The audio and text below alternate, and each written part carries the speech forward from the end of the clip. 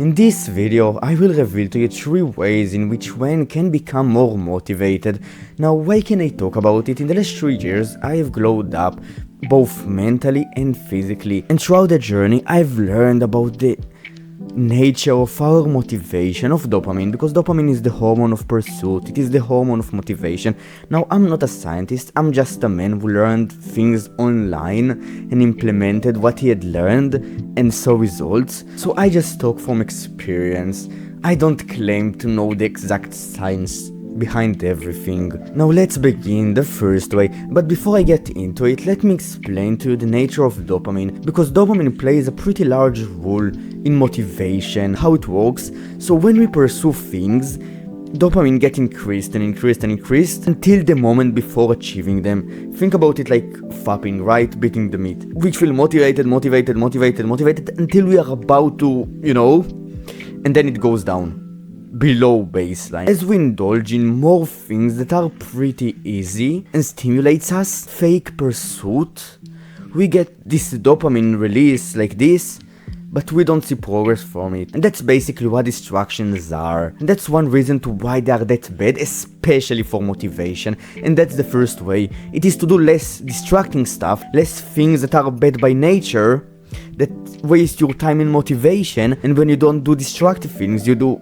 good things, or you will just go back. Now, one difference between distracting stuff and good stuff, hard stuff, challenging stuff, is how our baseline looks like after the peak.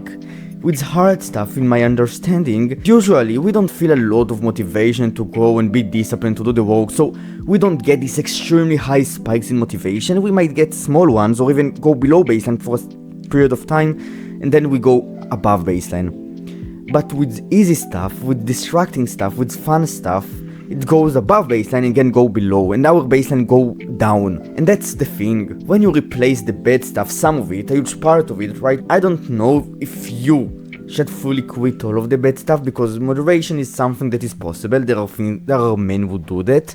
I don't do that, but when you do less of that, when you replace the less worthwhile stuff with more worthwhile stuff, you become more motivated to do the more worthwhile stuff, because the less worthwhile stuff reduces motivation, and the more worthwhile stuff, we adapt to it. And our baseline goes up, which means that we feel more motivated to do it. Now here's the second way. The nature of motivation is unstable, but our motivation usually comes from results. Right? When we go and run and then we see that we hit a PR, the next runs, if we will maintain this level of fitness, we will feel more motivated. If we will go below it and we will lose results, we will feel less motivated. And if we will just stagnate, motivation will go down. But here is the thing. The only way to guarantee becoming motivated again after losing the motivation is to go. And that's why discipline is the only way to regain motivation when pursuing hard stuff. Now, there are 2 types of desires. The first one is you feel like doing it now. It is basically instant gratification.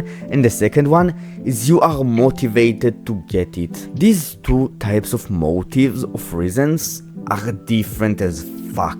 If you will have the first one, you will just self-sabotage yourself to becoming fat and depressed. But if you will indulge in the second stuff, you will improve. And you will need to go through hard times for that. You will need to go through demotivation through that. And that's the thing. Demotivation is guaranteed. So if you want to actually make progress, then you should accept that you won't feel like it all the time. And sometimes you will need to just go without this feeling. You need to accept it as being this way, because it is this way. Now the third way. Now there is this quote by Friedrich Nietzsche, and goes like this. I think, right? I might butcher it a bit, but whatever, right? He who has a strong enough why will endure anyhow. Why is the second type of motivation. And that's the third way. It is to build your motivation for the outcomes of that work. What does it mean? So the work doesn't have only one outcome of you becoming stronger when training, right? Let's say training, right? As an example, they have a few outcomes. Those actions that you take.